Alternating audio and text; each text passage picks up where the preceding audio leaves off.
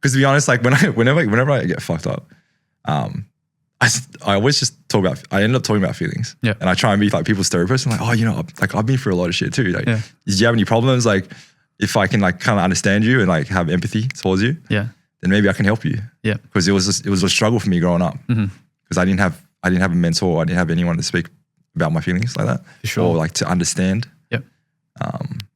And I actually had to like just learn by myself. That's fucking hard, bro. Yeah.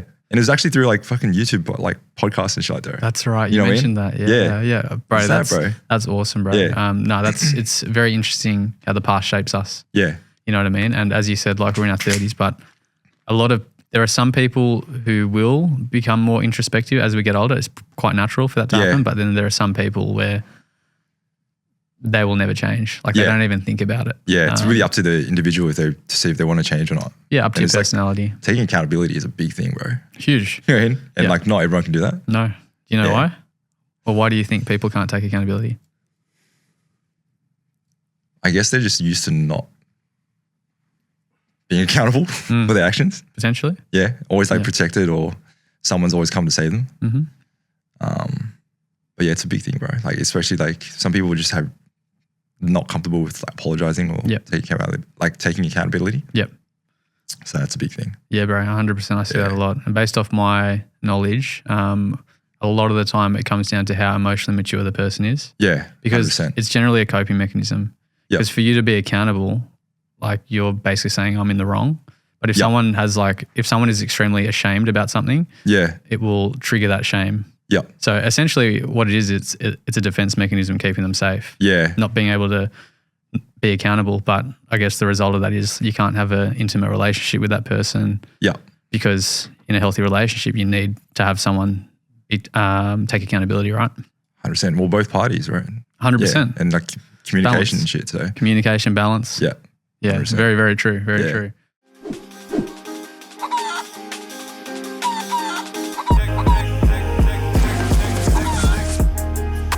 Let's do it. Let's go. All right, Aloon, thanks for coming on, brother. It's good to see you. Good to see you too, man. It's been a little while. Yeah. Always a pleasure, but. Always a pleasure. No, it is, man. It actually is always a pleasure. Yeah. I say that to a lot of people, and most of the time I mean it, but I genuinely mean it. Yeah. I genuinely mean it. Could you just give us a little bit of a background about like what you do now? Now, I'm a truck driver. I'm also DJ as well. So I used to do clubs, but nowadays would be like weddings. I just find it's more worth it because with the clubs, say for example, you go to your DJ at a club, you have one gig, you play for about an hour. Your hour's up, you get paid say $100. And then you're up in the city, you got to trek to the city, and then I'm probably going to use that $100 on drinks anyway.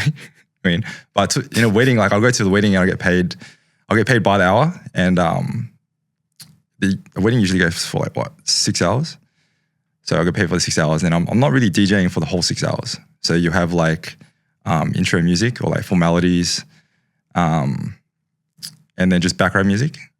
And then at the end when like the dance floor's open, I'll play for like an hour and a half. I mean, so really I'm really only working for like an hour and a half. That's a good gig. Yeah. But you get paid for the 6. That's right, yeah. Yeah, that's awesome. Yeah. No, that's awesome, dude. What kind of music do you play? So I'll play like R&B, hip hop, EDM. So mainly just those two. Oh, nice. But it's really up to the client. Like I'll go through with the client and I'll be like, have you got any like song requests? Or like, how do you want the mood to be? And like what kind of genre you want me to play? But then I'm probably fucked if sorry, can I swear? Yeah, you can swear. I'm probably fucked if like they ask for like jazz or some shit. I'm like, fuck, I don't really play jazz. Yeah. You know what I mean? Yeah. But majority of the gigs was always like, they're cool with like R&B, hip hop and then EDM. Right. How'd you even get into that? I always loved music. But I never had a background in music. So I actually went to like music. I tried to do music production in college. But I couldn't keep up because I didn't have a musical background. So there was like, when there was like assessments and stuff, like I didn't know the notes and shit like that. So I couldn't keep up. And then I was just like, I think back then when I was a bit young, I was just a bit unproductive and lazy. So I just like, I sacked that as well. But I still got into DJing stuff. Yeah. Okay. And do you work for yourself DJing or are you working for a company? How do you find gigs? Just by yourself? Yeah, just by myself, yeah. Yeah, okay. No, that's cool, man. Yeah. Where'd you grow up in Sydney? So when I was a kid, I grew up in Belmore. I went to Belmore North Primary, and then in high school, I moved around in high school because I didn't really like school. It just didn't interest me. So I went to like Kingsgrove North in 7 and 8, and then year 9 was like Birrong Boys. Year 7 and 8, I was there, and then the principal, because I kept jigging school, and the principal was like, "Hey, it's either you leave or we expel you." So I was like, "Shit, okay, I got to go." So I went to Birrong Boys, went there for a year, and I was like, "Fuck, this school sucks, bro." It's just pretty ghetto. And then I went to Sir Joseph Banks in year 10, 11, 12. That's where I finished. That school was pretty shit as well. By the end of like grade 12, we only had like 40 students. So you know how you choose subjects like for it's like year 12 and stuff? Mm-hmm. Yeah, each class will have like 4 or 5 people, bro. Wow. And then like we wouldn't get to choose subjects, like certain subjects, because there wasn't enough like interest. Mm-hmm. I mean, so I cruised through high school. Didn't really have interest in like going like uni or anything like that. Yeah. Yeah. Why were you jigging school a lot? Like I know that you were, I guess it was because you were disinterested, but were there any other reasons for that? I think I was just chasing fun, to be honest. Yeah. Just in school, I just found it, I guess, boring. Yeah. But yeah, like it's just like a thrill as well. Yeah. The thrill of jigging? Yeah. It's just like doing something wrong. You know what I mean? Yeah. It's like doing something taboo. Yeah. And it's like there's a thrill in doing that. Yeah, right. I think I was just chasing a lot of fun and maybe adrenaline and a thrill when I was younger. I used to jig a lot as well at school. I mean, unbeknownst to me at the time, I had mad ADHD. Oh, really? So I just couldn't focus at all. And I always had the intention of like, no, I really want to do well at school. I was always quite intelligent and I could mask really well. So, you know, I'd make like the top classes and that sort of stuff, but I couldn't consistently keep up like the good grades because I didn't have the organisation skills. I didn't have the memory recall as well. So for rote learning and that sort of stuff, like I found that really difficult. Yeah. And as you just said before, like you started jigging because you just wanted to kind of feel good the way you were chasing fun. Yeah. That's exactly what it was for me as well. Like I felt shit at school. Yeah. So why would I be here like in a place where I feel shit? Because at that point in my life, I was just like, I want to feel okay. Yeah. I think when I was younger, it's like when I didn't feel comfortable in a certain spot, I'd run. You know what I mean? So I wouldn't want to stay and try and deal with like stuff like that. Even with like arguments or anything like that, I just like first instinct is just to run away from it. Yeah. Yeah. Just get out of there. Yeah. Just get out. Yeah. Just get out. Like out of sight, out of mind. Yeah. I mean. Yeah. Yeah. Have you worked a lot on that? Yeah, 100%. Like I think back now, I think back to my younger self. I'm like, fuck, you're a piece of shit, bro. You know what I mean? Like I wasn't proud of it, but then it also shaped me to who I am today. Yeah. Yeah. Right. Yeah, that's really interesting. Yeah. When you say that you were kind of disinterested in school as well, there were no subjects which, there were no subjects that you liked and that sort of stuff? No, there were actually. Like hospitality was good, like food tech. I was interested in food. So growing up, I wanted to become a chef, but then because my parents were like cooks as well. But then they were always like, nah, it's really hard work. Don't do it. Like become a doctor or a lawyer or some shit like that. You know, the typical Asian like parents' dream. Yeah, I know that very well. And then so that kind of threw me off that dream. And then I didn't really, I guess like sport. Like in school, we called it PWSA. I didn't. Yep. And like there's another one called like, I think PWSA was in primary school though. Yeah. Yeah. In high school, it was called something else. Yeah. PWSA is primary. Yeah. So it's probably only that. Like I was actually really good in maths. Mm-hmm. But I was never interested into it, in it. Yeah. Wasn't too bad in English. But I just, again, I could have done really well. If I really focused and I put my head down and I studied, I reckon I could have done well. Yep. I just had no interest in it at all. Yeah, you just weren't motivated at that time in your life. Yeah. So school finishes, where'd you go off to next? Man, I was just in and out of jobs, eh? I think my first job was like Macca's. That was actually really fun. It was really fun. And then I was just in and out of jobs because I didn't have like a drive. I didn't have like a dream to pursue. So it's just in and out. I think it was always just like, oh, if I can make some money, I can. Yeah. Yeah, okay. Did not performing well at school, did that affect your self-esteem and that sort of stuff when you left school and you started getting jobs? No, I didn't know what I wanted to do. Right. That was the thing, yeah. And by then, after a couple of years, I got into courier, like being a courier, like a driving. And then because I've always had an interest in cars and like driving. Some people hate driving. For me, I love it.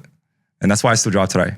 And it's just like, because I get to be by myself and like my day goes like quick. And yeah, just like no one else to really interact. Like I don't have to interact with anyone, like many people. Yeah.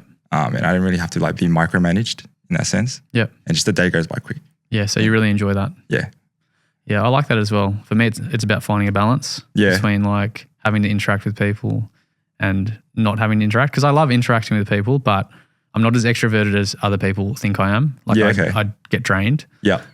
So yeah, I definitely feel a pull towards just having my own time at the moment. Yeah. Which is really good. As a courier, you'd be on the road for 9 hours? Oh, it depends. Because like when I was driving the bigger trucks, man, the days were long, bro. It was like 12 to 14 hours a day. Mm-hmm. And then that drained me. And I was like, because like you said, balance. Like I didn't really have a social life anymore. Because I was like, I'll wake up at 5:30, start work at 6. I'll get home sometimes 8:30. And then you have time for like your meal and then sleep. And then you do it all again. And then really you just have the weekend. Yeah. Right. And yeah, it's not sustainable. It wasn't sustainable for me. Mm-hmm. So then I quit that and then I've just found, it just depends like what contract you have or like what vehicle and what contract. Right. Yeah. Okay. So you got into couriering and that sort of stuff. And my understanding is that kind of led up to a very like a pivotal moment in your life in 2017 when you went off to jail. Yeah. Is that correct? Yeah, that's right, yeah. Could you tell us a little bit about that? Yeah. So I guess growing up in like areas, like I'd say I grew up in like kind of like the ghetto areas. Some people just call it the area. You get to like meet and mingle with some people that I guess are part of the underworld. So drug dealing and stuff like that. And then you kind of get hooked into it. So you'll get asked, like I got asked, oh, can you receive a package from overseas? And so it's like, so packages came from like Vietnam and it's like in this massive box and I was still living with my mum at the time. And she's like, oh, what's this? It's a big box, bro. It's like, I'm going to say like 60 by 60 centimeters. It's a big box. And then in the box was like food, but then in there was drugs. So it was hidden like in between like food and shit like that. And then I'll get paid a certain amount. But now that I think back, it's like, if I got done for that, it wasn't worth it for the amount of money that I got. But then that kind of leads into, I guess, doing more jobs or meeting other people who are involved in that lifestyle. And then, so then I got asked to be like a courier, what I do now, but like just for drugs. And so I did that and I was holding someone's stuff, right? So I was a driver and I was holding someone's stuff in my house. And it's stupid, but like I was told, don't leave shit in your house, right? But I fucking left everything in my room because I guess I felt like if I know where it is, like no one else can touch it, or like I won't lose it or anything like that, just in case. But then that ended up being like, I guess, really bad for me because. So the story was, one of our customers got done, and then they snitched on us and they set us up. So, I guess I was at home. I was like sleeping, and then at the time I was like living with my sister, my dad, my sister's partner, and then their son. And I was the first one back home, and then I was sleeping, and then what time was it? It would have been like maybe 1 p.m., 2 p.m., something like that. Just on like a Monday to Friday? On like a weekday. Because like, so I was kind of driving for like 4 people. And then I was also had like a legit job as well, which was my truck driving job. But then I ended up quitting my truck driving job. So every day I'd leave the house and I'd tell my family, oh, I'm going to work. And then I'd wait for them to go to work. And I'd wait for the son to go to school. And then I'd come back home. So I had to hide from my family because my family they'd never approve of me doing that shit. Mm-hmm. So I came back home and then I woke up to like the door being broken downstairs. Fuck, what was going through your mind when that happened? I thought I was being robbed. Yeah, so I woke up and I was like, what the fuck is that sound, bro? I opened my door and then I saw these like flashlights coming up the stairway. And all I heard was like, room 1 clear, room 2 clear. And they're coming up. I'm like, fuck, bro, I'm fucked. So I closed my door, went back to my room, and then they smashed the door down, bro. They smashed it down. They like threw me on the bed. They nearly broke my wrist because like they just like, oh, fucking hands behind your back and shit like that. And then like they jumped on me and they full twisted my wrist and shit. They put the handcuffs on. And just like, I was like, I'm fucked, bro. And then they searched the whole house. And then, because at a younger age, I've gotten in trouble with the police before for like boosting cars. How old were you then? 15. Yep. Yeah. And so I know the first time I got done with that, like they threw me into like the cop station, and I was like, that was the first time I ever got in trouble with the police, and I was shitting bricks, bro. And then so I was in the cell, and I was like, shit, what do I do? What do I say? And then they'll come in, and it's like cops are trained to, when they interview, they're trained to like try and coerce you to tell them like everything. So in the interview room, they'll be like, oh, you have the right to remain silent. But then they'll continue like asking you questions and probing you. And then if that doesn't work, like they'll be nice to you. Like, have you heard of good cop, bad cop? Mm-hmm. So they'll be nice to you. And if you're not like playing ball with them or like telling them stuff, then they'll get angry and then they'll threaten you and they'll be like, oh, fuck, you're going to do like 6 years. Is that? We're trying to help you. That's their angle. Yeah, 100%. And did you experience that? Yeah. But when I first got done for boosting cars, I told them everything because I was like, that was the first time I got done for anything. And then after that, I was like, fuck. I didn't have to say anything, right? So in the interview, when they say you have the right to remain silent, you don't have to say anything. And so at the later stages when I got done again for boosting cars, and then that second time I didn't say anything. I was just like, no comment. And they started to get frustrated. And then when I got done for the drugs, when I got raided, they were asking me in my room, oh, is there anything you want to tell us? Is there any stuff that you want to like admit to? Do you have any drugs or do you have any weapons and stuff like that? And I was just like, no comment. And so they just searched the whole house. And there was this table that I had. It was like it had a hidden compartment in it, right?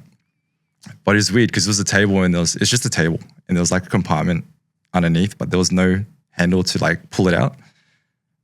And then there was like a lock mechanism on it. So it's like a swipe card. So you put the card at the back of the table and it'll unlock it and then you can slide the drawer open or you can slide the top open. But if you look at the table and it looks like there's a compartment and there's no handle, they're like, what kind of fucking table is this?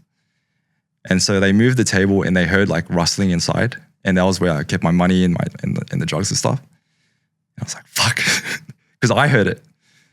And they're like, they moved the table again and they like shook the table and I was like, fuck. And they're like, is there anything in here? And I was like, no comment. And like, we're going to break it up. Like, we'll break it open. I was like, no comment. And so, and then like, I guess the higher up was like, break it open. And they broke it open. Fucking lo and behold, everything's in there. What was in there? So there was drugs and there was like money. So there was money from customers. And then there's my own money as well. So my own personal savings. Right. That I saved up from doing all that stuff. And so like, when I think back, I'm like, fucking stupid cunt, bro. You should have kept it somewhere else.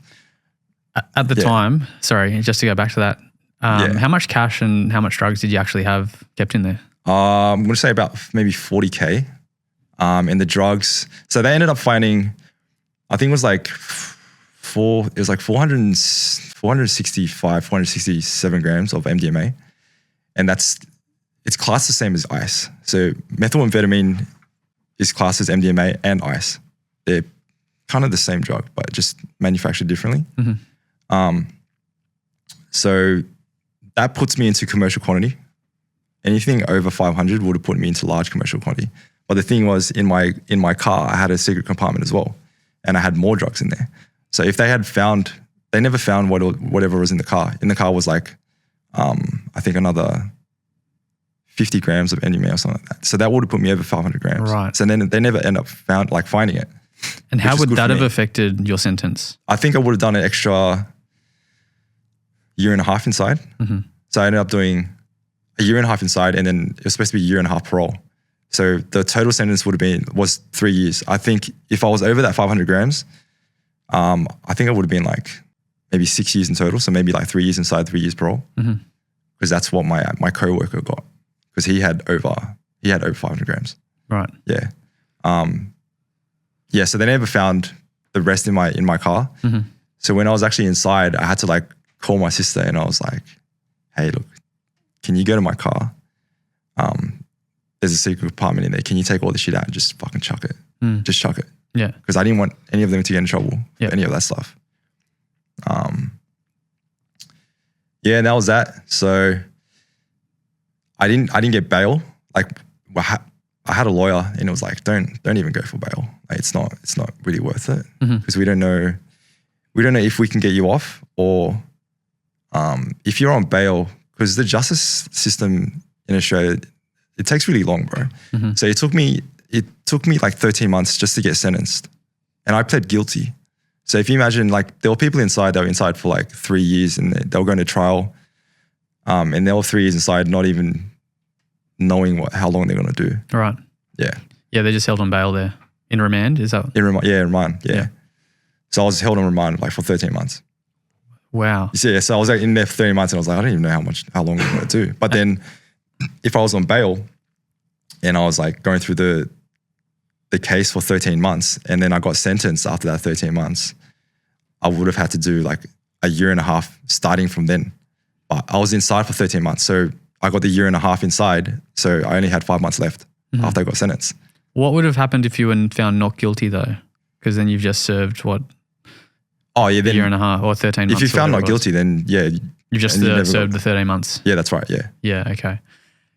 I'd love to hear about that in just a second, but let's go back for a sec. Yeah. So boosting cars, you're 15. Yeah. How the hell did that all start? Yeah, like you meet some like characters like when growing up, and they got me into it. So your mates at the time? Yeah. And like they'll teach you how to do it. Yeah, and it's just like, again, it's just like chasing a thrill, like adrenaline rush, and just doing something you're not supposed to do. What kind of cars were you trying to boost? So the easiest ones were like, back then it was like, like the Honda Civic EG. So it's like 1992 to like 1995. That was probably like one of the easier ones to steal. And then you've got like Mazda 626, Ford Telstar, Ford Laser. Those older cars, like the 90s cars. Yeah, back in the day. Yeah, because like before, in those days, they didn't have immobilizers. So it's just like you bend open the door, you unlock the door, and then you break open the ignition barrel, and then you break the steering lock, and then you can use a screwdriver to like start the car, right? Yeah. There's no immobilizer or anything like that. So that's all you need to do, and then we'll bend back the door to make it look like a normal car. Yeah. It's funny because like even though it was a stolen car, we still paid for our petrol. So we'll go to the petty station and we still paid for it. With the plates on? With the plates on, yeah. But we were taught just to hold it for maybe like a couple of days or a week and then burn the car. Really? So you were just literally stealing cars just to go for a joyride? Yeah. So you weren't 100%. Like selling them or anything like that to any criminal organisation or, hiding the car? No, purely just like joyriding. Yeah, okay. Yeah. But it was like, I think back now, it's actually the funnest time. It was the funnest times. As fucked as it sounds, but it's just the adrenaline rush. Yeah, it's just really, really fun. Yeah. And then, you'd burn the car so like there's no traces of DNA or anything like that. Yeah. Yeah. How did you get done?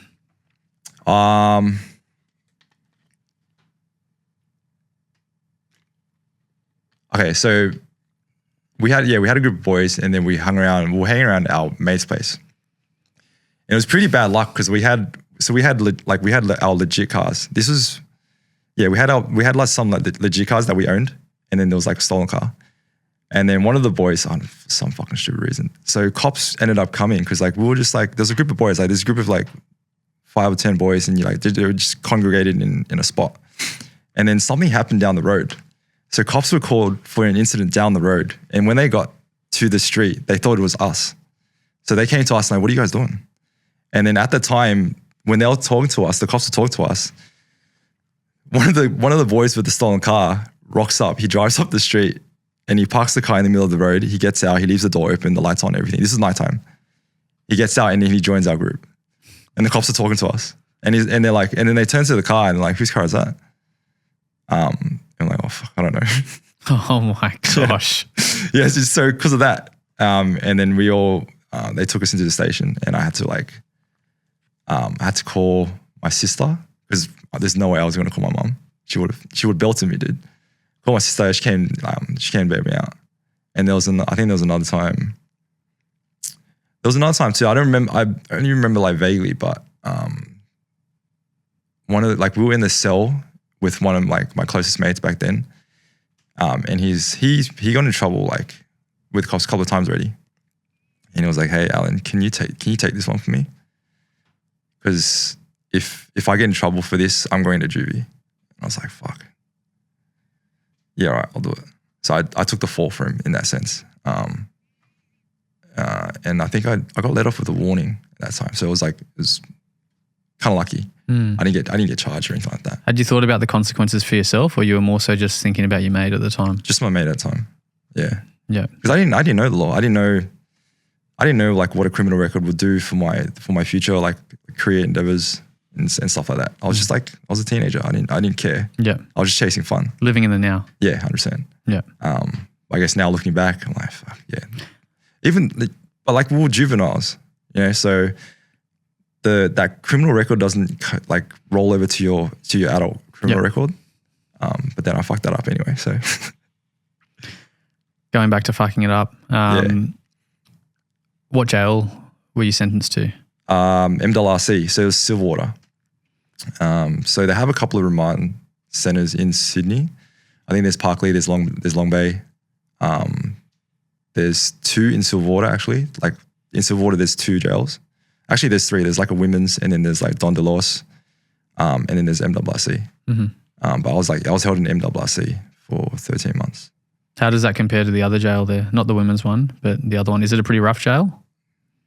I think MWRC is one of probably the better ones. Like I was pretty like once I actually settled in, I was content there. Mm-hmm. And then once I got sentenced and they moved me over to like across the road to the Don DeLos, which is the other one. Mm-hmm. Yeah, it's pretty rough. But even by like jail standards, other people are going to be like, fuck, that's nothing, bro. Like, have you been to Bathurst? Have you been to like other places and stuff like that where like the reputation is like, that's ghetto. Like that's a jungle. Right. That's hard to be in. Yeah. Just like living in a ghetto area, like living in the area is different to living in Vaucluse. Yeah. 100%. Yeah. Yeah. Yeah. So I never got to like experience those other like worse jails. Like I already thought the ones that I was in were shit.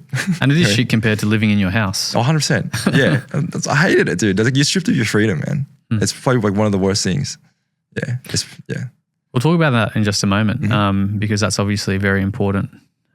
Prisoners and that sort of stuff being stripped of their freedoms. Yeah. And some are treated worse than others, etc., depending on your guards and that sort of stuff. That's what I've heard anyway. Going back to getting done. So you're at home, you're sleeping, the door gets smashed down, you're thinking, oh shit, am I getting rolled? Yeah. And then it becomes quite apparent the cops are coming up. Yeah. You get arrested that night and it's your first night in jail. Can you think back to that time? Yeah. Yeah. That's something I'll always remember. Because you're going into like the unknown. And it's like you're going to like a place you never ever wanted to go. Yeah. So they actually kept me overnight in the police station. And I think that was one of the worst periods because I didn't know, I was just uncertain of what was going to happen. And they throw you in a cell, and like in the cell, there's no windows. It's just like 4 walls and the door, right? And you're in there by yourself with your thoughts.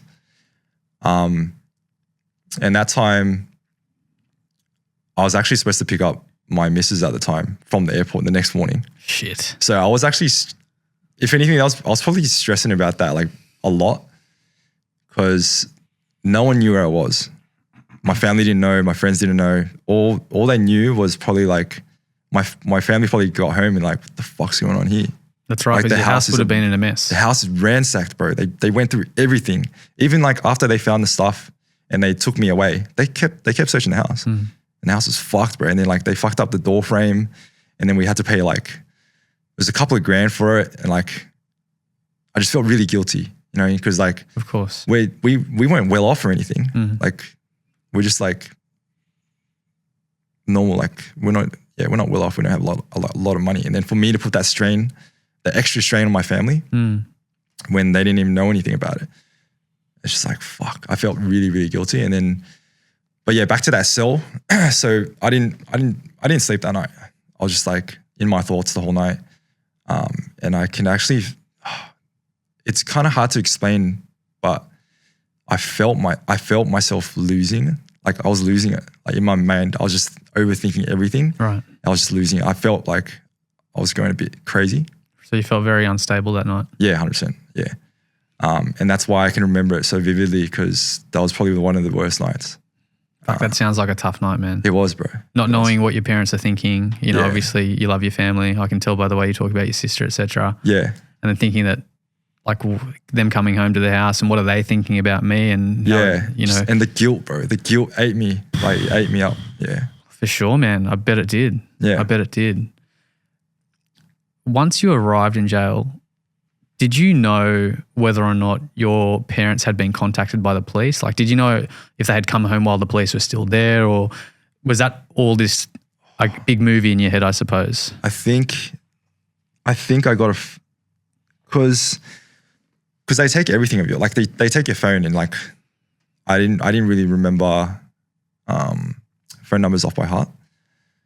So they were like, they do give you a phone call when I was at the cop station, and I was like, fuck, I don't even know their number. Like, who am I calling? And then I think the only phone number I remembered at the time was my girlfriend's, right? But she was on the plane, so she's not going to pick up the phone.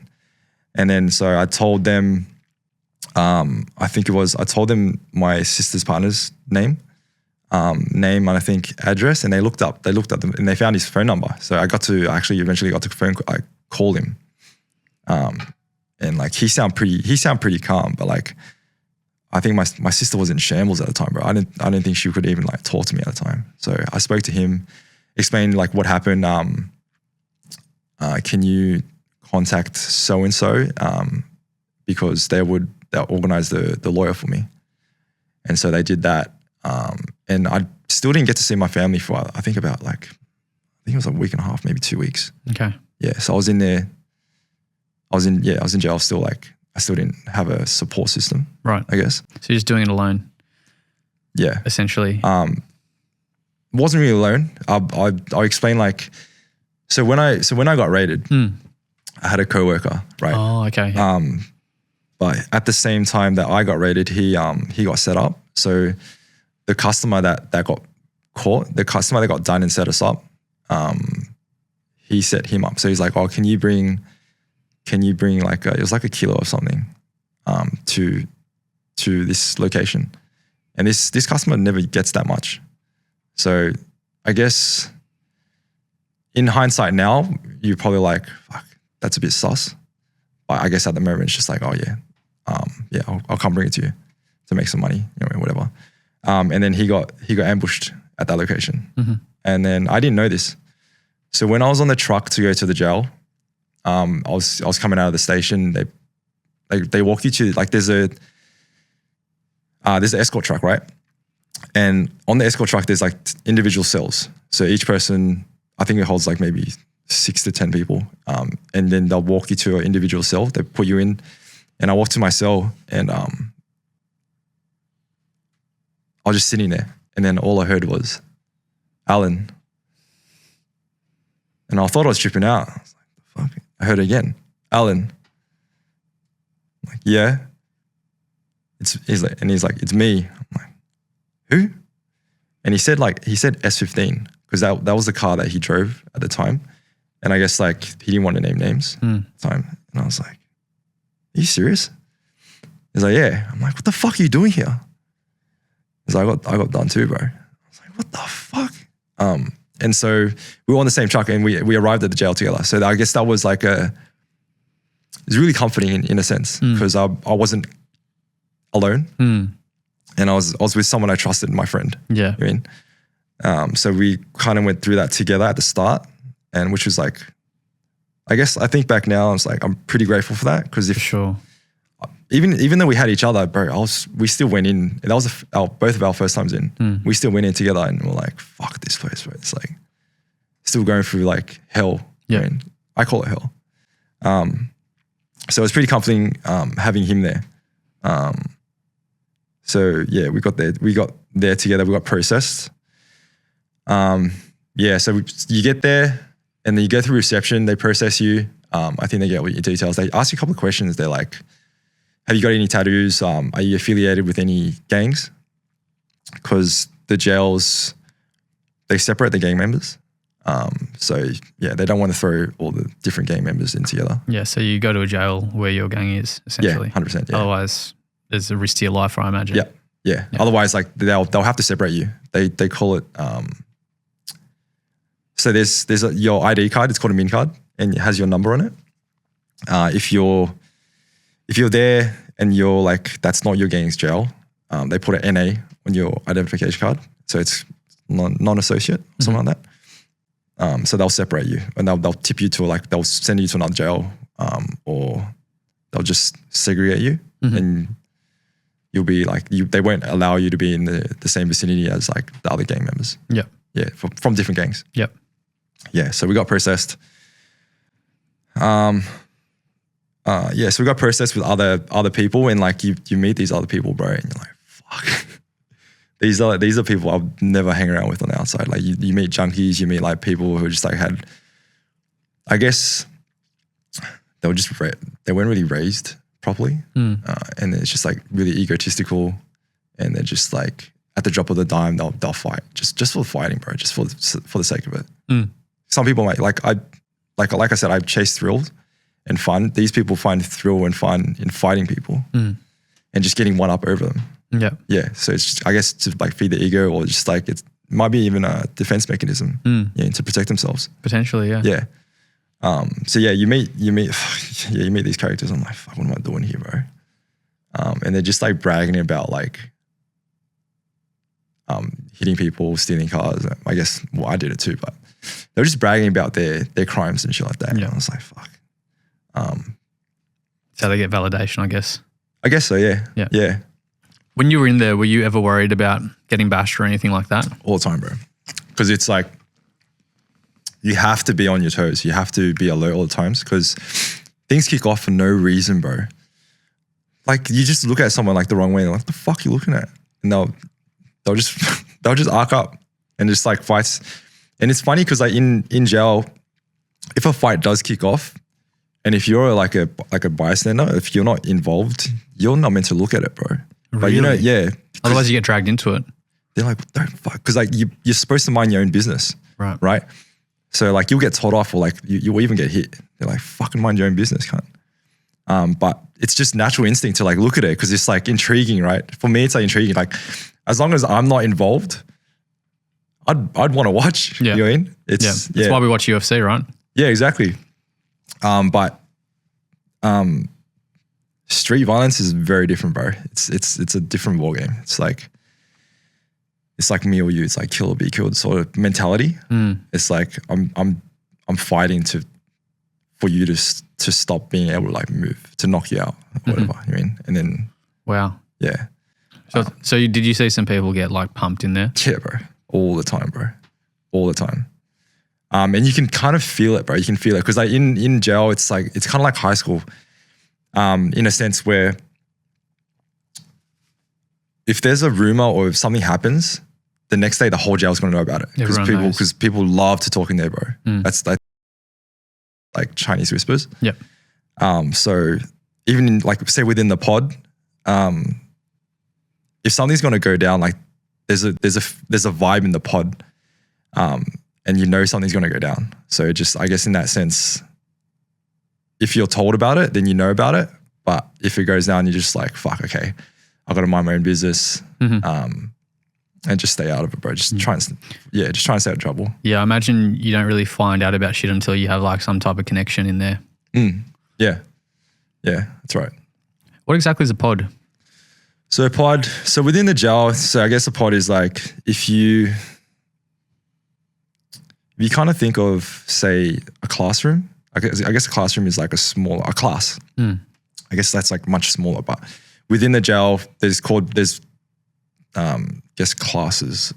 but they're called pods. So that's your living area. And in MRRC, that's where you're stationed. You don't really go anywhere else besides if you need to go to visits or if you need to go to like the nurse. And then like once a week in there, we'd get the oval for an hour and the gym. So the gym and the oval /oval for an hour. Otherwise, if you're not working for the jail, then you're in your pod, bro. So in the mornings, they'll open your door at like, I think 8 o'clock. They'll give you your breakfast, which is usually like slices of bread or like cereal and milk and jam.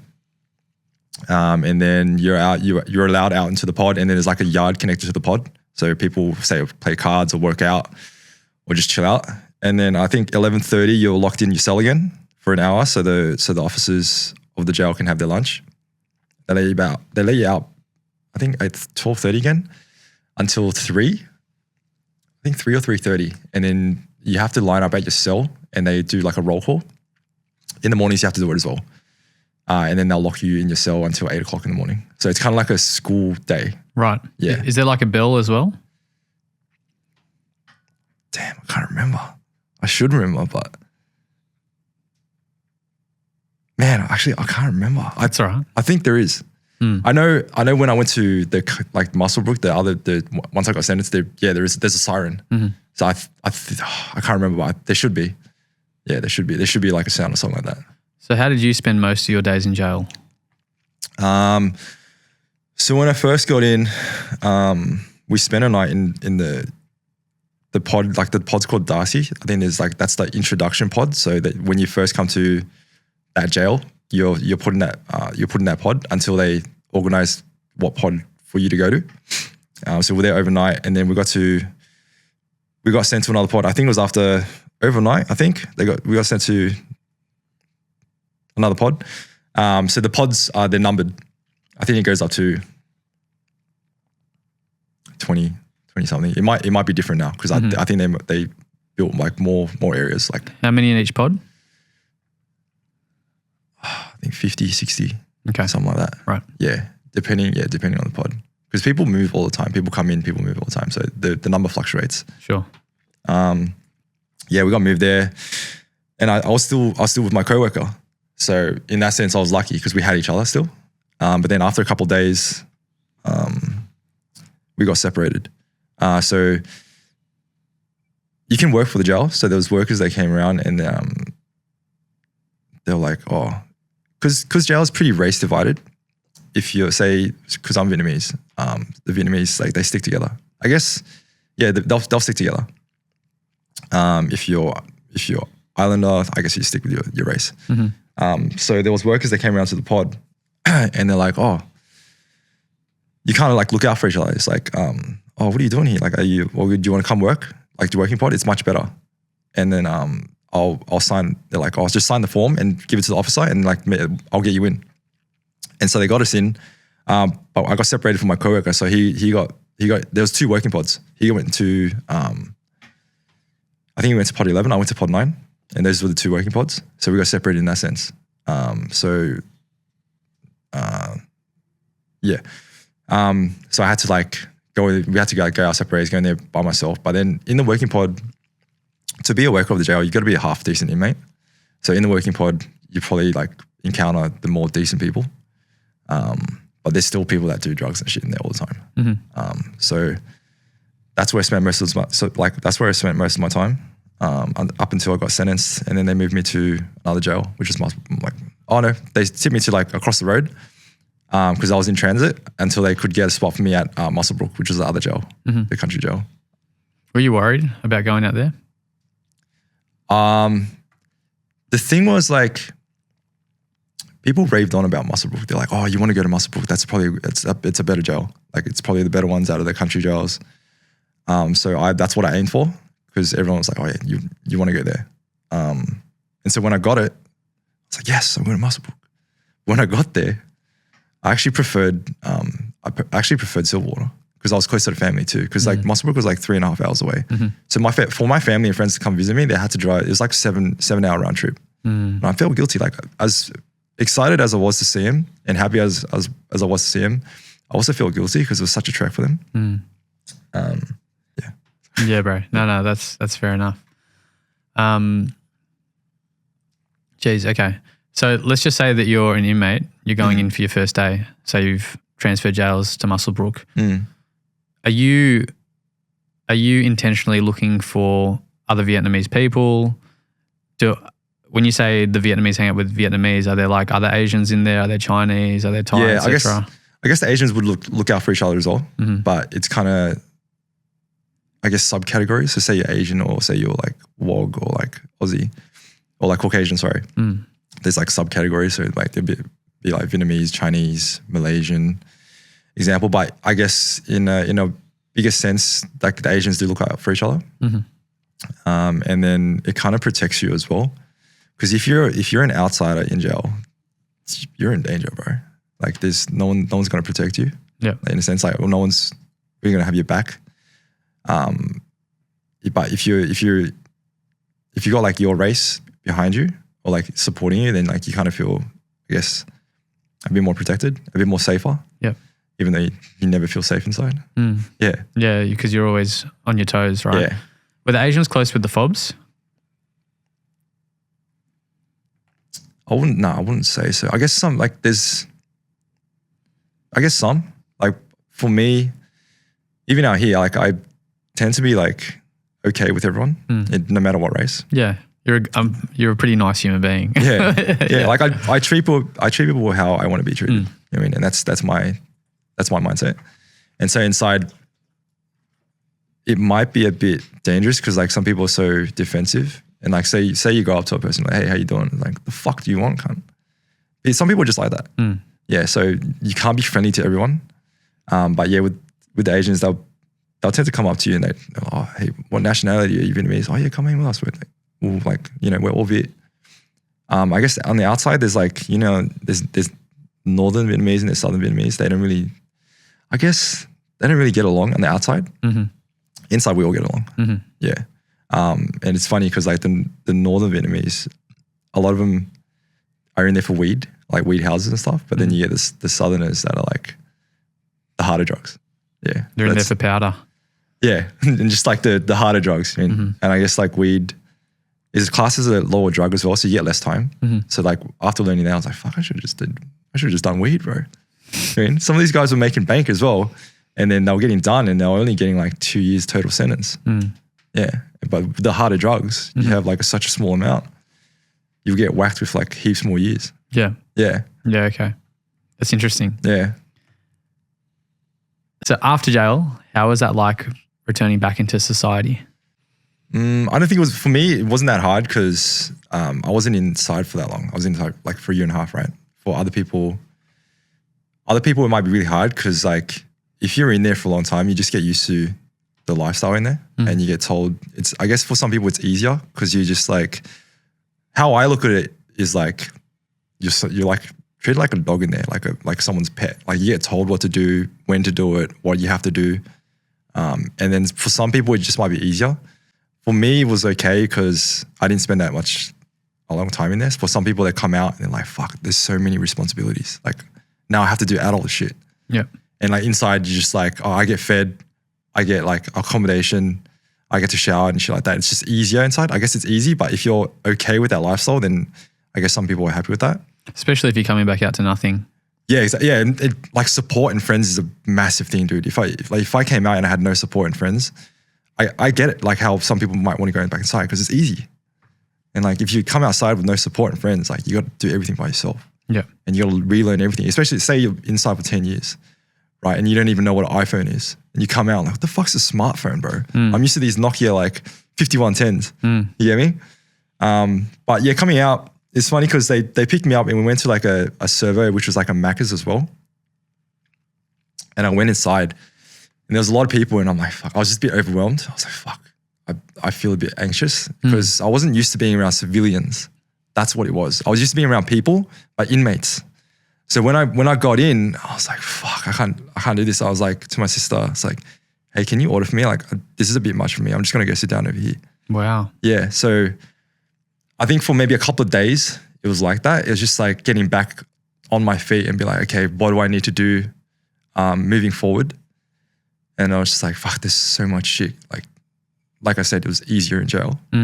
But also I was so happy to have to go back to my room and have a proper bed, bro. Like the beds inside are fucking, it's a metal like wire frame.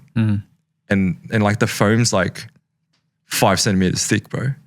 And like it's been used over the years. So like the middle of the foam's like caved in, you know what I mean? So I guess like the middle's like maybe 2 centimeters. So like a lot of these, some people were like getting like wooden planks because like the wire frame was like concaved as well. Wow. Yeah. That sounds shocking. Yeah. So I think that was really big. And like to eat proper food, bro. I was actually so happy to eat like proper food. Do you remember your first banh mi? Oh, I don't remember. Oh, fuck. I think I just like, I don't remember the banh mi, but I think I remember like just a fat steak, man. Yeah. Like a proper meal. Yeah. That wasn't all dried out and reheated because like inside, I'm pretty sure, well, this is what I heard. Inside the food's cooked at one spot and then it gets transported to other jails, right? So it's cooked and then they put it in these like metal foil trays and they'll transport it to jail. And once it gets to your jail, it's already cold, right? So they reheat it. So it's been cooked, it's reheated, and then sometimes like they'll reheat it again because like they'll reheat it just before like lunchtime, so it's hot, right? So, but by the time you get it, it's been reheated like 2 or 3 times. And you open it and it's just like the vegetables are like dry as hell. The chicken's dry as hell. It's not El Jannah. And it's just like, yeah, bro. And it's like, fuck, I get why food's food, you mean? But, yeah. 100%. Going back to you walking into Macca's, it makes sense to me, like just sitting here listening to that because, I mean, you had adjusted super well to jail and that tough environment. So coming back out, like your nervous system must have had to like kind of recalibrate in a way. Yeah. Like these people weren't going to harm you. They weren't going to do anything. They didn't even care about you probably. But for you, I'd imagine you were extremely hypervigilant. Yeah. Well, I still had my back against the wall. And that's a big thing inside because like you have to be alert at all times. And like you have to be alert of who's behind you, right? Because that's the only place that you can't see, right? You can see front, you can turn your head, but then to see behind you, you've actually got to turn around. Did you learn that off someone else in there? Or did you just work that out yourself? I think I worked it out myself. Yeah, it's just, I've always been one to like avoid conflict. But I guess like if it comes down to it and I have to, then I have to. And inside you're going to have to like 9 times out of 10. Did you have to inside? I never personally got into fights because I just like try and be okay with everyone. Yep. But yeah, again, it could kick you off like for no reason at all. Like if I had a big ego and I just like said in the wrong tone to someone, shit could kick off. You know? I want to backtrack just a little bit. That first visit from your family, you know, what was that like talking to your parents and your sister? It's hard, dude. It was like, because I felt shame, right? I felt shame that I brought shame upon the family. And I was like, fuck. People are going to ask, like, where's Alan? Where is he? Like family, like say family gatherings or even friends. So when they came in, I just felt shame. I felt guilty all the time. They came in to visit and fuck. I just remember like walking out and my mom, my sister saw me and they just yeah. And then I lost it. And inside it's just like you shouldn't share weakness. Like you shouldn't be crying inside, bro. Like, especially like in a men's jail. But I lost it. I can't help it. And like, this is my family. Like I felt so guilty and like this is the last thing they wanted for me. And this is the last thing I wanted for our family. So yeah, fuck, I lost it. And I was on my knees and I was like, I'm so sorry. I'm sorry. So after we got that out of the way, it was just like, they were asking me like, are you okay? How's things inside? And just making sure, I guess they were worried. And I was just like, I was so happy to see him, but at the same time, I was like, this is so shit. Like, this is gonna be my life. Like, this is how I'm gonna see you guys for. I don't even know how long. This is the only contact we'll have. Like, other than like a phone call. To see you physically, see my friends and family physically. This is how I'm gonna have to see them from now on. And that was like really hard for me, especially. Nah, I'm not going to talk about that. No, I'm just going to talk about my girlfriend. Yeah. No, we won't go there. Yeah. Yeah, it's really hard but I guess you get used to it over the time. But then there were other times where I came out and then other families were seeing their son for the first time and they were going through the same thing as my family is and me as well. Yeah. And that's for me that I felt it too, because I guess it's just sympathy. Like you know what they're going through as well. Yep. So you feel emotional as well, but you shouldn't. You should just like mind your own business as well in there. But at the end of the day, you're a human, right? 100%, yeah. You're going to be empathetic, and what I've learned about you so far is you're actually quite empathetic. You're thinking about others and you're connected to others. Yeah. That sounds like a really difficult time. It was. And it sounds amazing that your family were able to look past that and just support you. Yeah. You know, you got that out of the way and they just, you know, at the end of the day, the love rose to the top and just like, let's get through this. You felt that from them? 100%. And like, if I didn't have that from them, I think my time inside would be a lot harder, bro. Because it's kind of like, when you're inside, you're like, you think, what am I looking forward to? Like, once I get out, what am I going to do once I get out? And you're just looking forward, just like the times you're just counting the days and like, fuck, I can't wait to get out. Can't wait to get out. Like, what am I going to do? What do I need to do? And like, I guess it could go either way. Like, you can go inside and you can get worse, or you can go inside and you can have like a better mindset, I guess, like moving forward. And inside, I think routine was like really big it's like a big thing inside. So get up, it just helps you get through the day. So say like get up, make your bed, train, do your laundry, just get through the day. And it's just like step by step. And you're like, okay, that's another day. So at the end of the day, you're like, okay, that's another day. I'll do it again tomorrow. Yeah. And then you just get into routine and the days go by faster. You hear me? Yeah. So that was the first, the visit. Yeah. Yeah. That's how I felt. Yeah. When you were sitting there in your cell thinking, what do you think the top 3 things that you were looking forward to the most when you got out? I think just being with family. That was one. Being with friends. Eating proper food again, dude. And like, I have a proper bed. And just being able to like, I guess like thrill seek again. Yeah. Just go explore the world. 100%, yeah. Yeah. But my mindset changed in there. Like outside I was really lazy and unproductive and I would like procrastinate heaps. And I wouldn't really think about like moving forward. But then inside, because I'm looking forward to like getting out, I was really productive. I'm like, shit, okay, I'm going to do this when I get out. I'm not going to be lazy. I'm going to make the most of my time.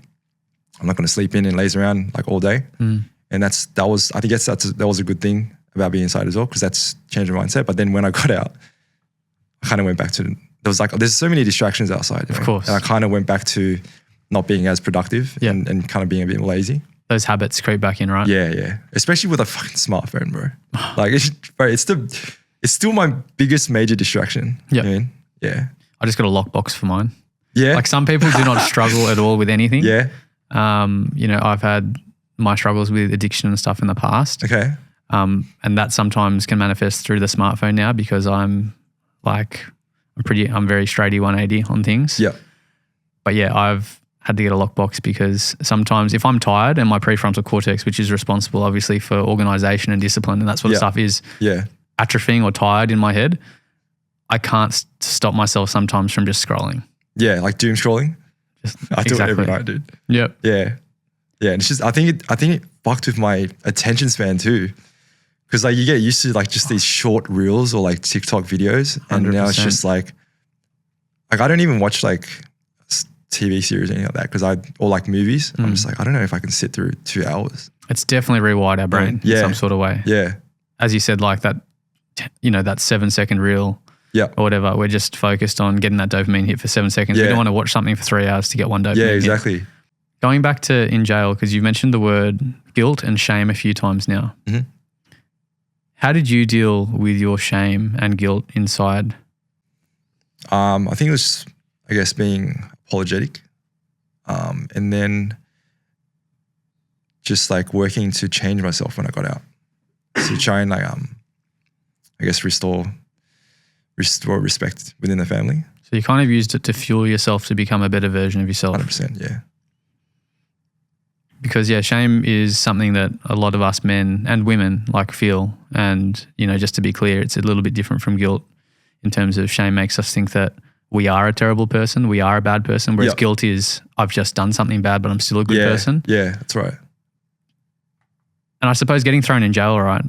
Getting put into jail and, in the society that we have, the upbringing that we have, we hear about jail in school and it's a very taboo kind of thing. Yeah. It's like no one wants to, I guess, grow up and go into jail. But I guess that can reinforce that shame in terms of feed that idea that actually, I am a bad person. That's why I'm in jail. Did that ever come across your mind in there?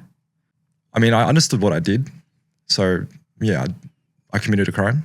I didn't think of myself as a bad person because like I judged that by how I treat others. I guess say if my crime was like fraud or like being a con artist or like stealing, I guess I would feel shame. Mm-hmm. Oh, I just actually, whatever I did contribute to, I guess, people using drugs. But it's kind of like I never really saw the outcome. You get me? So like I'll say I'll do drugs and say that person goes on to OD. I don't see that unless it's in front of my face. Like directly, they'll take it in front of my face and I'm waiting there OD. Mm-hmm. So I guess in that sense, I didn't feel so shameful about what I was doing. In a way, you're kind of supplying something that other people want. They're choosing to take it. Yep. I suppose a little difference is if you're being fraudulent, you're intentionally trying to rip people off, being deceptive, etc. Yep. Yeah. Okay. Yeah. And I guess in that, my mindset was, if they're not going to get it off me, they're going to get it off someone else. And that's their own choice to do what they want to do. Mm-hmm. I'm just supplying it. Yeah. Yeah. What does being productive look for you on the outside? Just making the most of your day and just not lazing around, just wasting time. Mm-hmm. And just, I guess, finding unproductive ways. So for example, just staying on your phone or just like wasting time watching stuff.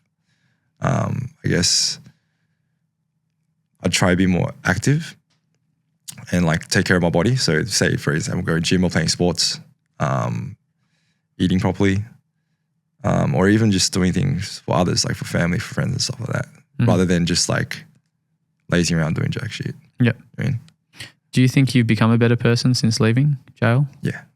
Yeah. I think the older I get and the more accountable I hold myself, I can work to be a better person. And my understanding of, I guess, how we're shaped from childhood and understanding why we've become the people, like the person we are. I guess like, I never thought of that stuff like when I was younger. I never thought of childhood trauma or holding yourself accountable or like deep things like that. But nowadays, that's what I guess appreciate, especially if other people see it too. Like people are never really going to understand what you go through unless they go through the exact same thing themselves, is what I'm trying to say. Yeah. Yeah. If you can understand that, then I guess you have a common ground. And if you both appreciate it, then like, I guess you get closer in that sense. Yeah, it's a matter of degree, I find. There are some people who can really empathize with someone else's experience and can understand it as much as they can without experiencing it themselves. Yeah. But then there are other people who just go, There are other people who are just extremely, I think, selfish and don't have the capacity to put themselves in other people's shoes. They lack empathy. They lack empathy. Very stubborn. It's just like, I think I'm right all the time. They think I'm right all the time, or I went through something hard once and I came out all right. Everyone should just do that. Yeah. So they don't really understand like there's a different degree that everyone can sort of manage things. Exactly right. Just because you manage it in this way doesn't mean that you're better or worse than this other person. Like it's just a different thing. Like if I can do it, why can't you do it? I did it. Yep. Exactly. Yeah. I find that a lot. Lack of empathy. It's like, well, I did it. Why can't you do it? Exactly. Yeah. Childhood trauma. That's an important one because some people out there just don't believe childhood trauma is a real thing. Yeah. You clearly believe that childhood trauma is a real thing, and 100%. I want to know how much of that childhood trauma in your own life kind of changed the trajectory of your life and put you on the path that you've been on. I never thought of that stuff too until there was this one moment. Okay, so I was seeing this girl, and then I guess things didn't work out, and she left, and then I guess my friends had her on socials as well, and then like a week or two later, she was posting up pictures of another guy, and to me, I was just like, I wasn't over that situation, and to me that really like broke me, and I was just like, how the fuck can she move on so quick? And then I just like started to overthink, like, was she already talking to this guy before like we like left things? And I was just like, I couldn't understand. Like I couldn't wrap my head around it. I was like, how is it that much easier for you to just move on that quick? And then you start doubting yourself. It's like, was I really that insignificant for you to just like up and leave and go that quickly? And so, I mean, I didn't deal well with that breakup. And then I was just like, that's when I actually, cause I drive and I listen to podcasts and stuff, like YouTube podcasts or whatever, Spotify. And then I actually started listening to like dating coaches, and like that led me into like childhood trauma and how it might explain how a person is. So I listened to a lot of that, and then that's how I learned a lot about like childhood trauma, or like why a person's like that, and some of the decisions they might make. Or wow, so that was the catalyst for you. Yeah, it was. Kind of your ex-girlfriend moving on really quickly. You took it really personally. You're like, you know, was I just nothing to you, etc. And to help you, you went and listened to like a self-help podcast, which then changed your perspective on things. Yeah, that was the catalyst. Yeah. What did you get from that podcast? Well, there was multiple, but I just learned along the way. I guess people deal with things differently. So I think there's like, is it something like attachment styles or something like that? Yep. Yeah. Do you know about them? We can talk a bit about them. A tiny bit. What do you know about them? It's like some might be like avoidant. I think I might have been like, I listened and it was like, you kind of pick and choose. Oh yeah, that kind of sounds like me, or like, but that doesn't sound like me. So I guess it's not 100%, I guess, your style. It's a matter of degree, and it can change with people. And you pick and choose, right? Like how they explain it. It's like, oh, okay, I never thought of it that way.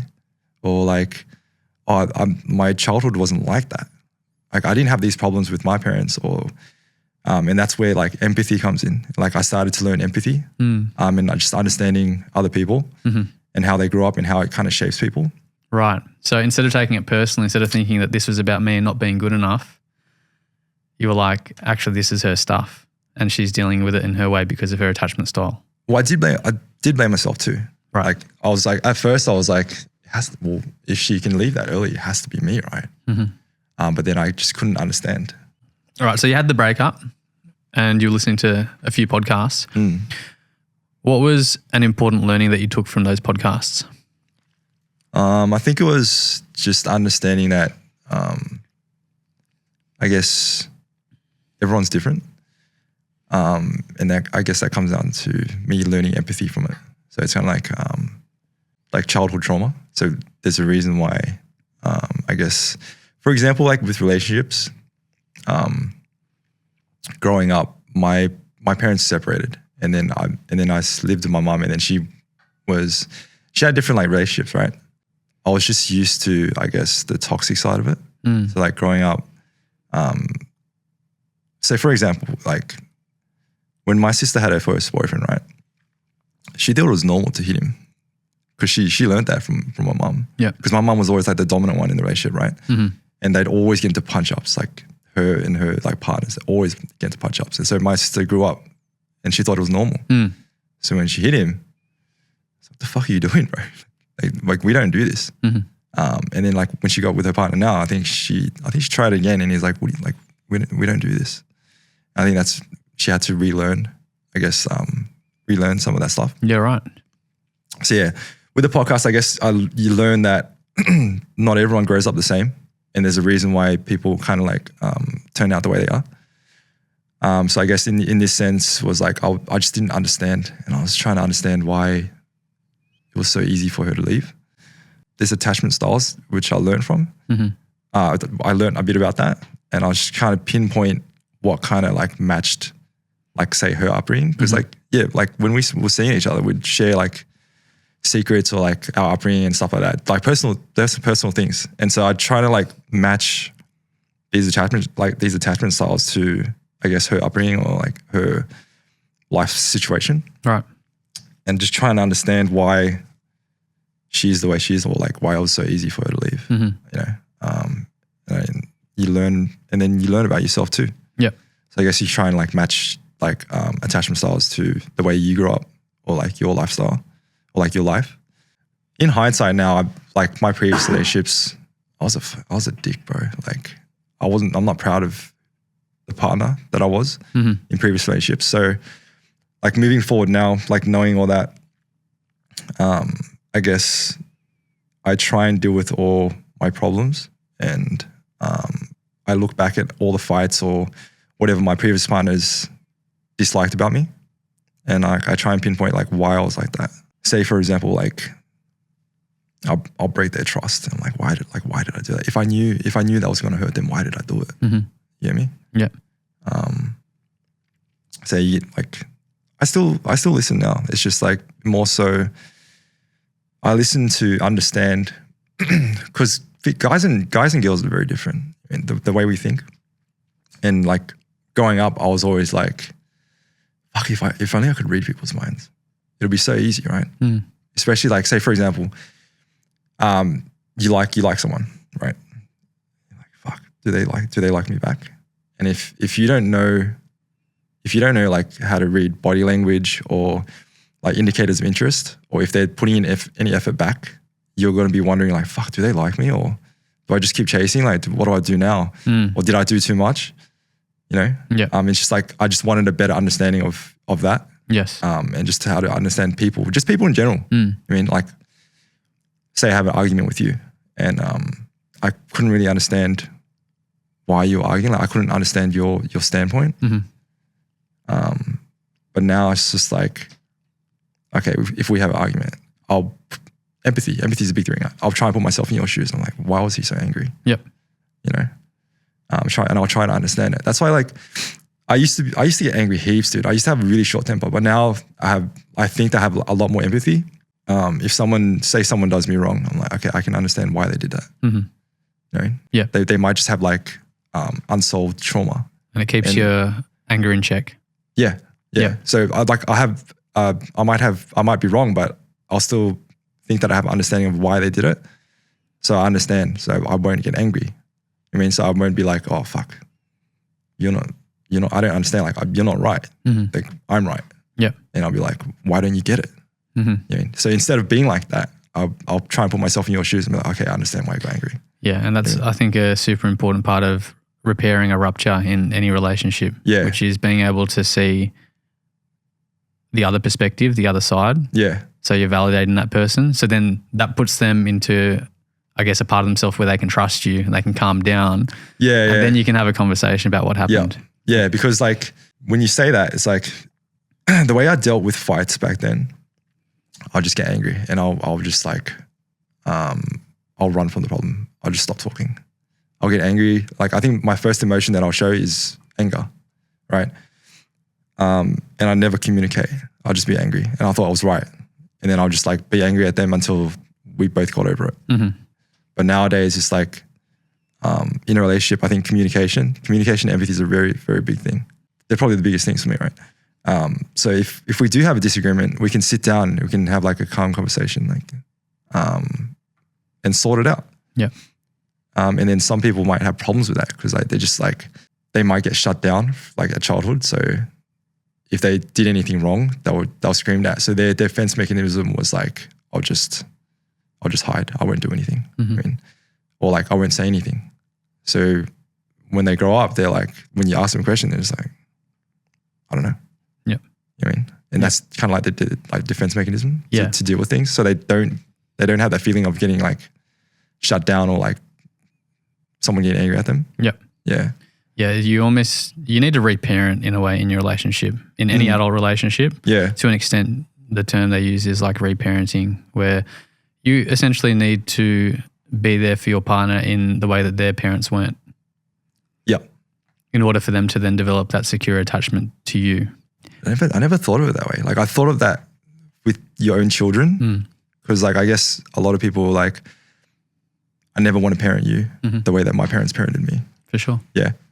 But yeah, I never thought of it like reparenting your partner. I never thought of it like that. Because if you think about it, like what you've just said, you've essentially said that whatever happens in the past will re-emerge in the present moment. That's what's happening. So your partner, even though they're 35 years old, in that moment, they're being a 5-year-old. Yeah. They're being their 5-year-old self. Yeah, okay. So that's essentially where that term comes from. Because they're being a younger part of themselves from the past, then you need to treat them like a kind adult. Yeah, okay. Would. Yeah. In order for them to then develop into a more secure person. Yeah. I guess, just to retrain them how to, I guess, deal with like problems. Exactly right, because attachment styles have huge implications on how we develop our personalities. Yeah. It's got huge implications on our intelligence. It's got implications on our social intelligence, in our emotional regulation, our ability to plan. It's having a good upbringing. And when I say good upbringing, I say having an upbringing where your parents are attuned to you has so many benefits, so many significant benefits. Yeah.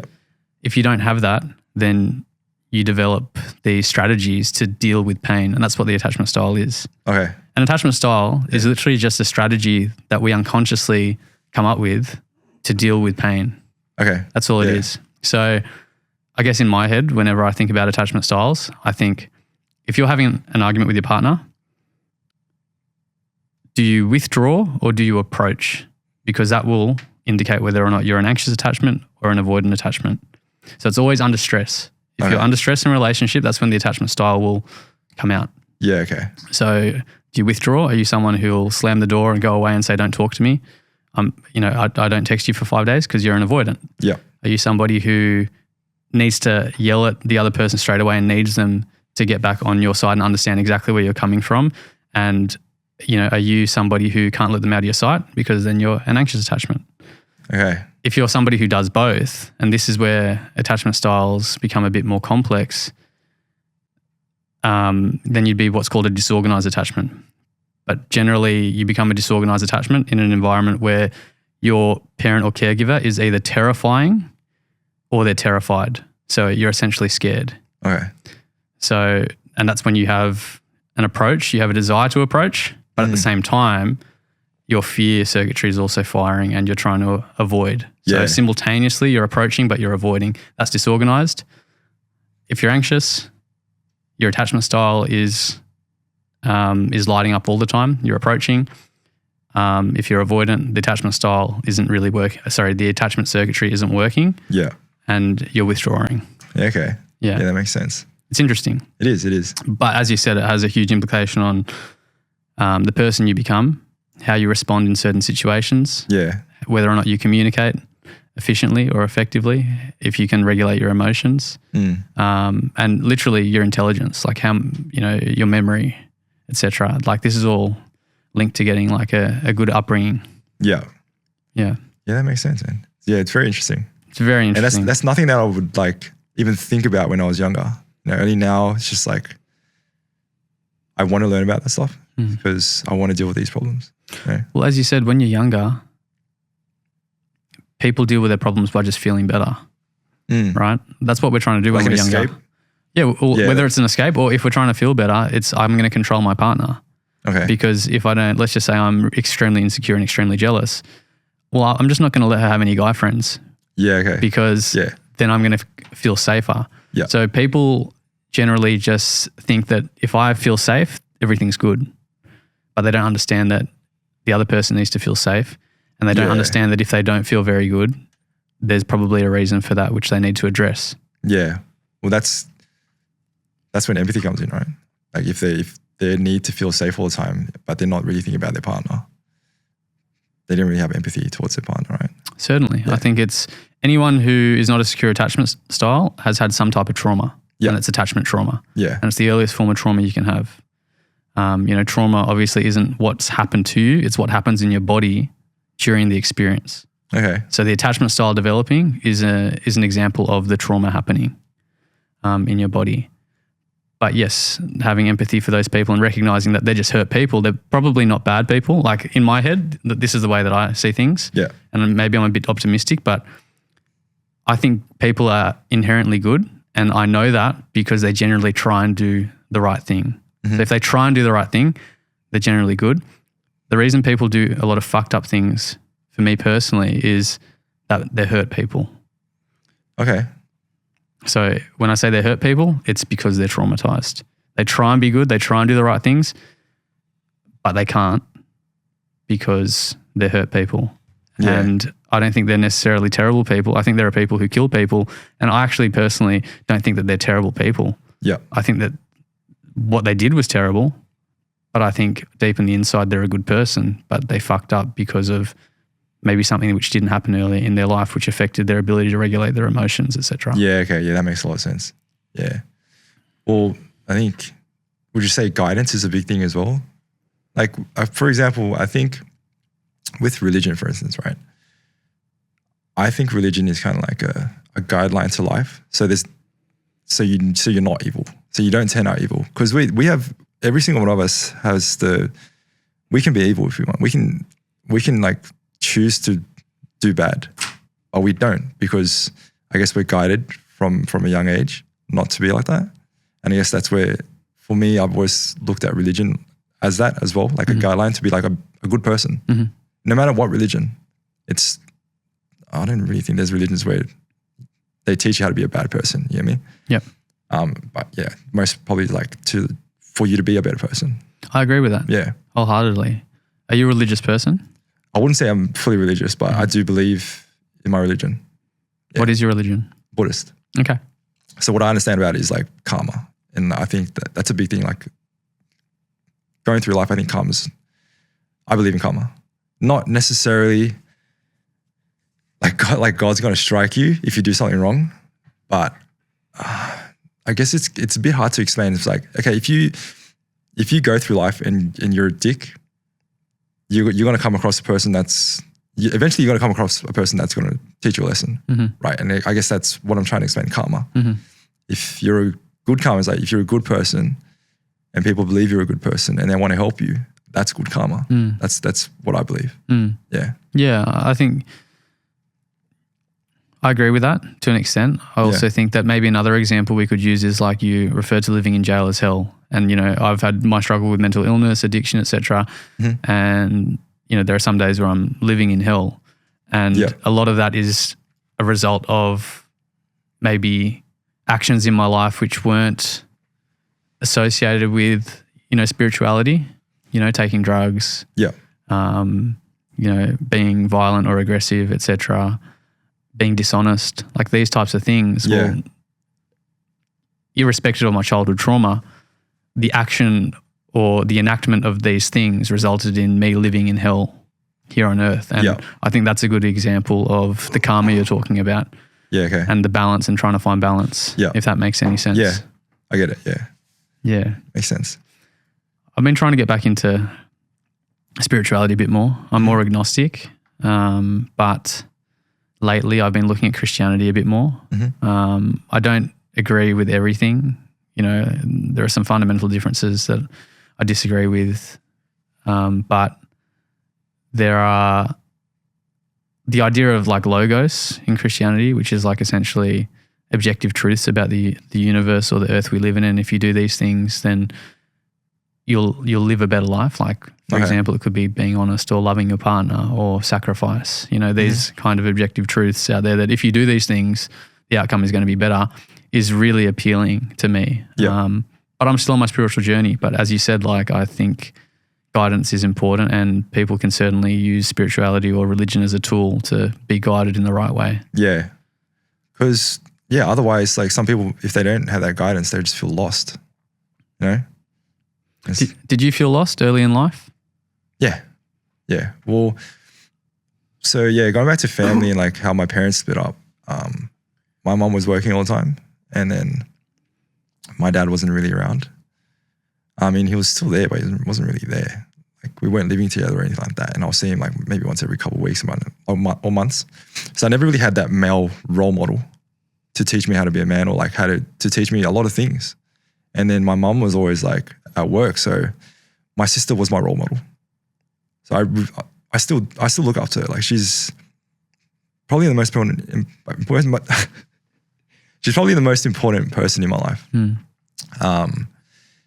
And she was a big part of like me growing up, teenager. So even though she had like a rebellious stage, growing up, she always tried to put me in line, and for me not to, because I guess the things that she saw, like she hung around like, I guess, underworld people too, or like bad people, or what you call it, say bad people, right? And she knows what I can become if I hang around groups like that. And so she always tried to, I guess, like put me in line. And she didn't want that for me. And in the end, like, I ended up there anyway. But she was like my role model. Yeah. She was my mom and my dad. I mean, and I'll always have respect for her in that sense. What an amazing person. Yeah, 100%. Like, amazing. For you to be in that situation, dad's not around often, mum's obviously doing her best but struggling. Yeah. But to have your sister there just to give you all that love and to try and to want the best for you, and maybe to try and show yourself what your life could look like. That just sounds awesome. Yeah, and it's a big role, dude. It's a fucking massive role to take, especially like she was in her teens as well. You mean? Exactly right. Yeah. Like, if you really think about it, I mean, to me, it sounds like there's no coincidence why she was hanging out with those people and why you started hanging out with those people, given your upbringing. Yeah. So to think about that, and maybe the skills she had at the time, that's almost an impossible job. 100%. But I'm glad the way we worked out. Like, I think she's an amazing person. Like, she ended up like an amazing person, and I think I learned a lot from her. And she always supported me with everything. And I think without that, I wouldn't be the person that I am today too. Yeah. No doubt. Yeah. If anything, my friend said this the other day on the podcast. She said something like, if anything, we are just manifestation of our prior experiences and relationships. 100%. So it's good that she's rubbed off on you in such a positive way. And I'm really, really happy to hear that you've got such a positive role model in your life. And without her, I'd imagine your life would have been so different. Oh yeah, bro. I'll probably ended up being in jail for a long time, or like killed. You know what I mean? Yeah. Yeah. Certainly. Do you think a big reason then that you maybe found connection with other criminals, etc., or other juveniles, delinquents maybe doing the wrong thing, was because you didn't have that connection at home to your parents? 100%. Yeah. So I guess I felt lost, and there's like a sense of camaraderie, you know what I mean? Like a brotherhood. Yeah. And you bond over these experiences. Like you bond over getting in trouble. You bond over boosting cars, you know? You bond over, you do everything together, because like, who else do you have? Yeah, they're mates. Yeah. They see you for who you are. They value you. Yeah. And they have your back. Yeah. And even though it's in a misguided way, you're stealing cars. Yeah. It's better than not having it. Yeah. And even in jail too, like there's some bonds in there like I've created with people that you wouldn't with anyone else, because like you're going through the same experience together. Like you're going through the toughest times of your life, but you're going through it together. Like you've bonded over that experience. So you're all in there. So I guess in a sense, you're all going through the same experience of being in jail and like being stripped of your freedom. Mm-hmm. And then like with the friendships you create in there, some might be lifelong. You know what I mean? Yeah. Because you've been through such a tough situation. Yeah. And like you don't get, that doesn't happen on the outside. Yep. You know what I mean? Yeah, diamonds are made under pressure, right? Yeah, 100%. There's got to be something good which can come out of something so bad. Yeah. Well, that's how that's how I like to look at things. I've always had to learn the hard way. I was never really good at taking advice or like listening. So I've always had to stuff up, always had to go through all these bad experiences for me to come out and learn and be like, okay, I don't want to go through it again. Shit, man, I resonate so much with that. Yeah. What a luxury to be able to look at someone else fuck up and learn from that and go, I'm not going to make that same mistake. I'm similar to you. Like I've had to see those mistakes being made and then I make them myself and then I'm like, oh shit, that's not good. And then I'll make them a few more times. Yeah. And then maybe I kind of change, but it's a tough thing. It's a tough thing to do. But I guess like I get used to it now. So I'm actually used to like all bad things happening to me. I'm just like, okay, if I can get over like being stripped of my freedom and like being in a hellhole like that, I can get over like most things.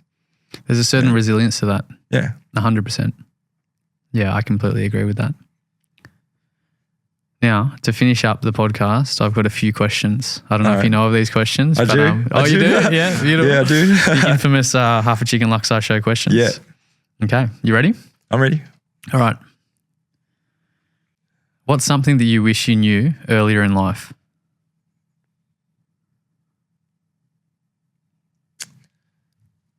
I think you have to go through like bad situations you'll come out okay. As long as you deal with it, like bad situations are always going to come.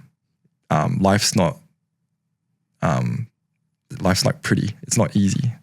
Life's hard and you're gonna get tested all the time. But as long as you deal with it and overcome, I guess you'll be okay. And like the stronger you'll get. Yeah. Yeah. That's that really resonates with me as well. That's good. There are some people out there who won't have any connection to that at all because they've had like a pretty easy life. Yeah. But when your life is hard, when things have been difficult and you have to consistently get up each day, get out of bed and overcome these things, it sucks a lot of energy. But it does. You're right. There's something, you need to believe that you're always going to be okay at the end of the day. Yeah. And like if you get used to it, I mean, it might sound bad to get used to bad situations, but it becomes second nature just dealing with problems, right? And then like say for a person that's always had it easy and then a minor inconvenience happens and they fucking lose their shit. It's very different. And like, oh, is that it? Like from me looking at that, I was like, is that it? Yes. That's what you're blowing up about. This minor inconvenience. That's what you're unhappy about. Yeah. Yeah, it's the perspective they're lacking, right? Yeah. As you said, you've lived your life and you've seen all these things. You survived jail. You survived your childhood. Yeah. You know, you've made it out. You're still alive. You're here. Yeah. Yeah, like the perspective that you've gained is so unique, you know, and not a lot of people I think would have that. What is it that drives you every day? I think family. It has to be family. Like I think my ultimate goal would be to like look after my family. Like to just make life easier for them. You know what I mean? Like I'm like I said this about jail. I can do jail, right? As shit as it was, I can do it on my own. But what was so hard for me was really hard for my family. That's what ate up at me every single day. And like that's why I felt so much like shame and guilt. So I guess to repay for all their like support and efforts towards me, I'd always my end goal is to like look after my family. And especially then like the friends that were there for me as well. For sure. Yeah. That's a great thing to aim for. But you know what? I reckon, and I don't know your family and I don't really know your friends, but I'd imagine they'd say to you, man, we love you just as you are and you don't need to do that for us. What do you reckon? Yeah, they would say that, but at the end of the day, I still, even though you say that, I still want to look after you. And you should. Yeah. And as you should. Yeah. Yeah. Yep, for sure. What advice would you give to listeners, maybe young teenagers who don't really have a good upbringing at home? They don't have a close relationship with their parents, and they're finding themselves in dangerous situations, maybe with other people who are off the right path? I think having a mentor is a big thing in life. Like if I had a mentor someone who I looked up to and had everything I wanted and was everything I wanted to be, I'd listen. I'd have that much respect for that person, and like I'd listen. So if they told me, okay, if you want to be like me and if you want to get to here, do this, this, and this. I guess it's easier like being told what to do to get the outcome that you want, rather than trying to figure it out on your own. I think that would be a really big thing. Yeah. Yeah. That guidance. Yeah, guidance. Guidance would be a massive thing, because if you're lost, you don't know what you're doing, and you're gonna do like wrong things, you know. And what if they have that guidance maybe, but they're one of those people who just keeps making the same mistakes over and over again? Well, eventually they're gonna have to. I mean, they might not. Some people never ever get to the point where they're like, why am I not progressing in life, or why do I keep like having these problems?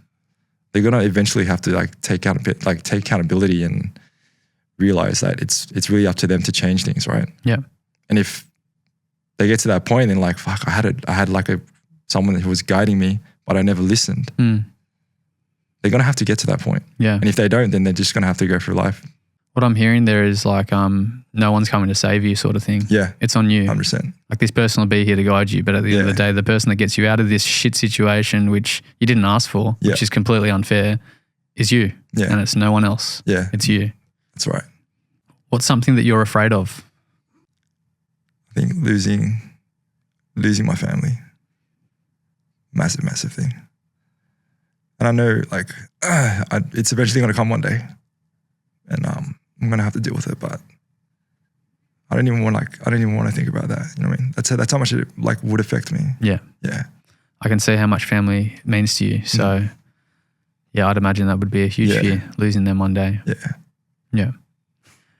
It'll happen one day, but yeah, you will deal with it, as you said. Yeah. It'll happen for all of us, unfortunately. Yeah. And it has for some, you know, and like, yeah, you just feel for them. For sure. Yeah. It's crazy to think that in 130 years' time, everyone who's alive on Earth today is going to be dead. It's crazy. Yeah. It's going to be a new group of people. Yeah. And like things won't even be the same. So what do you believe is the meaning of life then? Meaning, like, as in purpose? I guess purpose would come after it. It would be like, why is life so significant? Why are we here?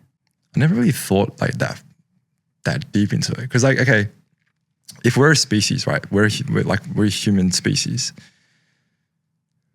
It's weird because like if you look at animals, they're species too, but their life is so different to ours. Like we're so much more advanced. And so like, this is the way I look at it, is like, when you ask like me the meaning of life, I think of animals and like, what's their meaning of life? Their meaning of life is just to be alive and survive, right?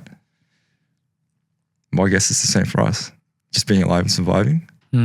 But there's like so much more intricate like details in our lives rather than animals. Right. Like we can actually talk and communicate and make things and use things.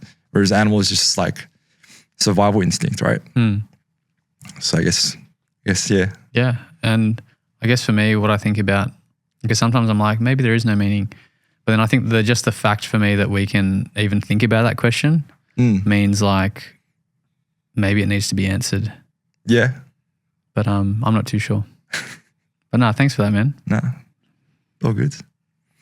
Hands down, what's the toughest moment in your life been? It would have been going through jail.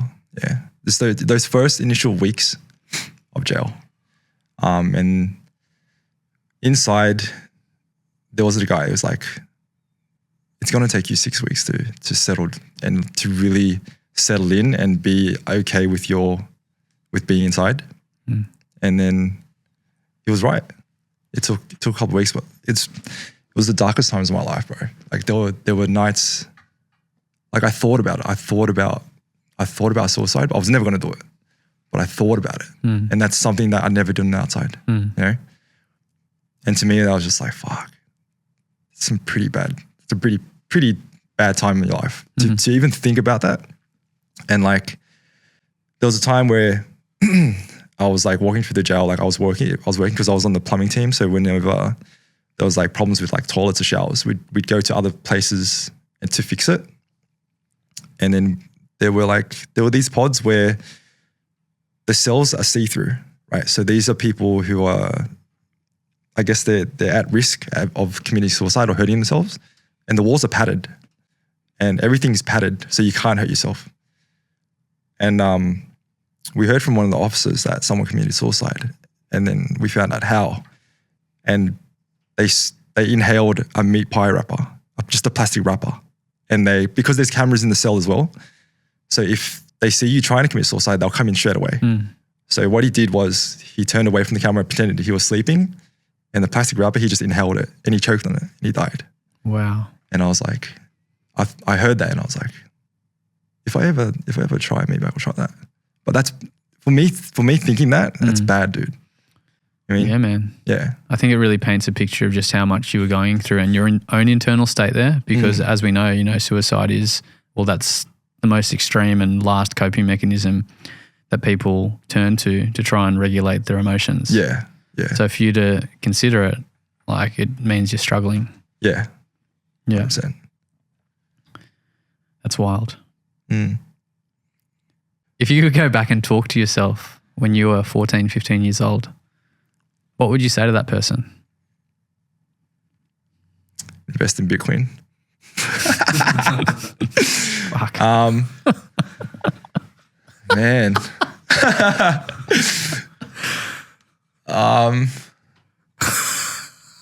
Shit, that's hard, dude. I guess don't take family for granted. Because there were times where I lashed out at my family just because I couldn't regulate my own emotions, and I was just like, they tried to keep me in check, and I just didn't want to. I just didn't want the authority. I didn't want to listen. And I think when I do become a parent, I think that would hurt me as a parent. So just be nice to your family. And yeah. Great advice. I think when I was that age, it would have been nice to be reminded of that. Yeah. As well. Yeah. I don't know if I would have listened, but yeah, just that little bit of guidance might have changed things. Yeah. Right, our last question. If someone you knew was struggling but didn't know how to reach out, what would you say to them? I'd ask them. I'd ask them, like, are you okay? I guess I'd try and reassure them, like, I've been through a lot of things. I guess I'd be vulnerable with them. I'd tell them my story. And like, don't be afraid. Like, don't be embarrassed to like ask for help or to talk to anyone, because I'm here for you. And that's just one person. Like, if you don't ask, or like, yeah, if you don't ask, you're never going to know. I mean, there might be people there for you, but you never ask them, and they might never offer. But then if that's the case, then how are you going to get help? Yeah. You get me? Yeah, you won't know. And as you said before, when you're in jail and you were showing that emotion with your family, you were crying, understandably so, when you saw your mum and your sister walk out to you, and you kind of spoke about, it being unsafe to do so, and maybe the embarrassment. Yeah. Associated with that. Yeah. And, you just mentioned embarrassment then, that, I think an important thing to say to people is don't be embarrassed. Yeah. Crying is a very healthy expression of emotions. Yeah. And right. It's very courageous to do so, especially if you're a man in our society, I think. Exactly, because society's like, oh, just deal with it. You're a man, bro. Don't be like emotional and shit like that. So yeah, that's why I think it's pretty hard for like males to open up in that sense. But I always appreciate it because it's helped me so much. Yeah. I agree, man. Yeah. I agree. It is hard for males to open up. And the shame associated with that of they're linked with, does me opening up and does me feeling this way mean that I'm less of a person? Yeah. Because I think, masculinity is really associated with these kind of misplaced ideas. Yeah. And it's not the case at all. Yeah. So no, thanks so much for saying that. No, good, man.